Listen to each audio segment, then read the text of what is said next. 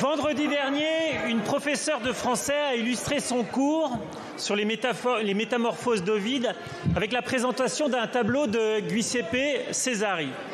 Il ne s'agissait donc ni plus ni moins d'une manière de lier deux arts, la peinture et la littérature. Depuis, pourtant, cette professeure et l'ensemble de l'équipe éducative ont demandé à bénéficier de leur droit de retrait. En cause, des élèves se sont insurgés contre des propos ressentis comme racistes. Accusations qu'ils ont pourtant depuis reconnues comme étant mensongères. Trop tard, le mal était fait. Il ne s'agit pas d'un simple fait divers. Et je crois que cette situation est l'illustration d'un problème plus profond dans nos écoles, celle de la remise en question de notre principe de laïcité. Monsieur le ministre, ce sont bien vos mots que je fais miens aujourd'hui. À l'école française, on ne conteste pas l'autorité, on la respecte. À l'école française, on ne conteste pas la laïcité, on la respecte. Ce sont des propos que nous devrions tous saluer. Pardon.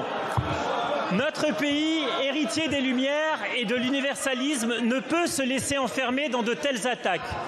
Nous devons défendre notre principe de laïcité qui, je le rappelle, impose le respect de toutes les croyances, l'égalité de tous les citoyens devant la loi sans distinction de religion et la garantie par la République du libre exercice des cultes. Le principe de la laïcité est un pilier de notre société. Pour nos enfants, l'école est un lieu de son apprentissage et ils doivent accepter d'y construire leur esprit critique, mais ne doivent pas rejeter ce qu'ils apprennent au nom de leur religion, quelle qu'elle soit. Réaffirmons ensemble notre soutien à l'ensemble des professeurs menacés et remercions-les pour le courage de leur engagement. Merci beaucoup, monsieur le député. La parole est à Gabriel Attal, ministre de l'Éducation nationale et de la jeunesse. Merci Madame la Présidente, Mesdames et Messieurs les députés, Monsieur le député Balanant. Il faut en revenir à l'essentiel. Le rôle de l'école française, c'est de former des républicains. Et notre école, l'école française, elle a des racines. Et dans ces racines, il y a la laïcité, il y a l'égalité entre les femmes et les hommes, il y a l'autorité de l'enseignant. Et je le dis, Monsieur le député, même si certains cherchent à provoquer ces racines ou à déraciner notre école, ces racines, elles sont solides. Elles sont portées chaque jour par des centaines de milliers d'enseignants qui forment des républicains, qui démocratisent le savoir au service de notre pays et de notre République. Je le redis ici devant vous, comme je l'ai dit hier aux enseignants d'Issou, je me suis rendu au collège Jacques Cartier. Jamais je n'accepterai à l'école de la République qu'on refuse de regarder un tableau, qu'on se bouche les oreilles en cours de musique, qu'on s'en prenne à l'autorité d'un enseignant.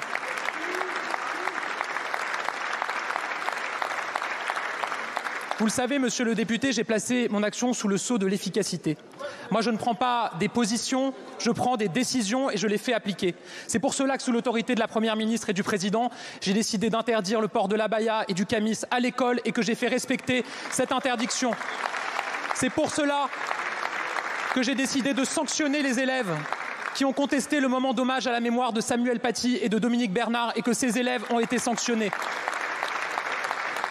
C'est pour cela, Monsieur le député, que j'ai dit dès hier que les élèves responsables de cette situation à Issou seraient sanctionnés et je vous annonce que ce matin, une procédure disciplinaire a été ouverte à l'endroit des 3 élèves à l'origine de cette situation. Oui, Monsieur le député, c'est un combat qui est difficile, mais je sais, avec cette majorité, que nous gagnerons ce combat pour l'école de la République et pour notre pays. Merci beaucoup, Monsieur le ministre.